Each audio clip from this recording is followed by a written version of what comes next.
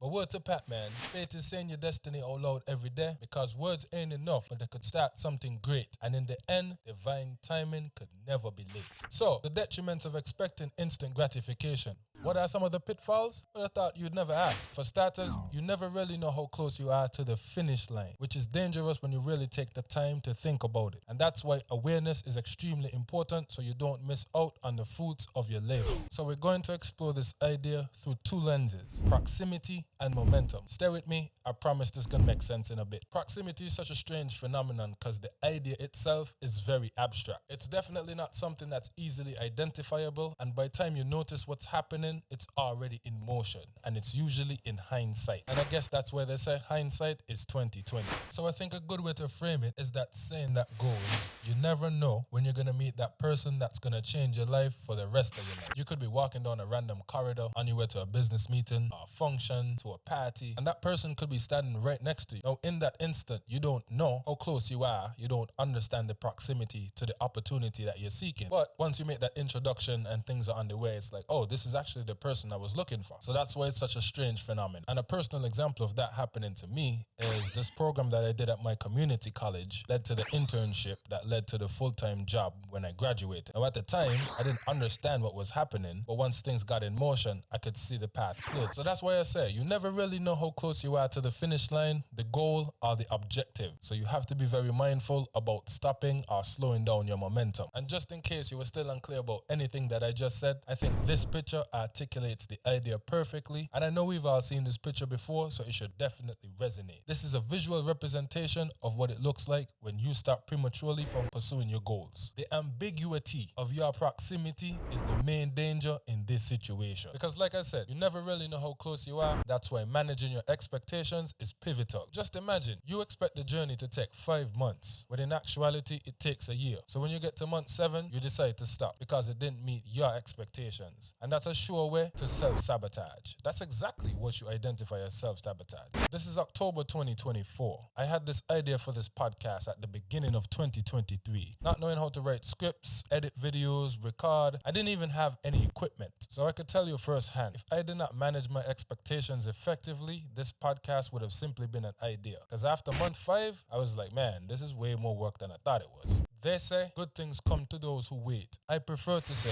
good things come to those who execute intentional actions on a continuous basis while staying patient. Staying patient is major key because the seeds you planted need time to take root. You don't plant a tree in your backyard, water it for a week, and expect it to shoot up. That's not realistic expectations, and life doesn't work like that. Well, it does in some instances, but not often enough for it to be your standard of expectation. When it comes easy, you tend not to cherish it as much. And bear in mind, if it was easy, everybody would be doing it. And I don't know about you, but I'm not trying to do what everyone else is doing. That's not what I'm in it for. I have zero intentions of following the crowd. I always wanted to be myself, I just didn't know it. So now I take pride in relishing in my individuality. I'm the only one capable of getting this job done. I've never seen someone be a better version of me, and that's exactly how you should feel as well. Trust me, try it. You won't regret it. This is a sidebar, but I think it's worth being mentioned. You are the most important component in improving your life. Nobody else could do it for you. People can assist you along the way, but the responsibility is yours. And assuming that responsibility gives you an immense amount of power because you get to decide how the story goes. You are the author of your own life story, so please stop allowing other people to write your script. You've been writing your story since you took your first breath. As you go through your life day to day, the thing to think about is, what do you want your story to say?